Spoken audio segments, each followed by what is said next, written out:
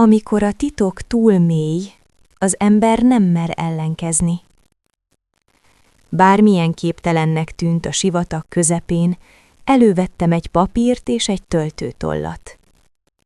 De eszembe jutott, hogy én csak földrajzot és számtant tanultam. Kicsit bosszúsan mondtam a kisfiúnak, hogy nem tudok rajzolni. Ő azt válaszolta, nem baj, rajzolj nekem egy bárányt. Mivel sosem rajzoltam még bárányt, megmutattam neki a régi rajzomat. Azt, amelyik kívülről ábrázolta az óriás kígyót. Döbbenten hallottam a választ, nem akarok elefántot egy óriás kígyóban.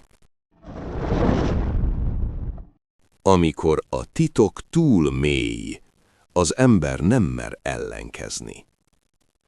Bármilyen képtelennek tűnt a sivatag közepén, elővettem egy papírt és egy töltőtollat. De eszembe jutott, hogy én csak földrajzot és számtant tanultam. Kicsit bosszúsan mondtam a kisfiúnak, hogy nem tudok rajzolni. Ő azt válaszolta, nem baj, rajzolj nekem egy bárányt. Mivel sosem rajzoltam még bárányt, megmutattam neki a régi rajzomat, azt, amelyik kívülről ábrázolta az óriás kígyót. Döbbenten hallottam a választ. Nem akarok elefántot egy óriás kígyóban.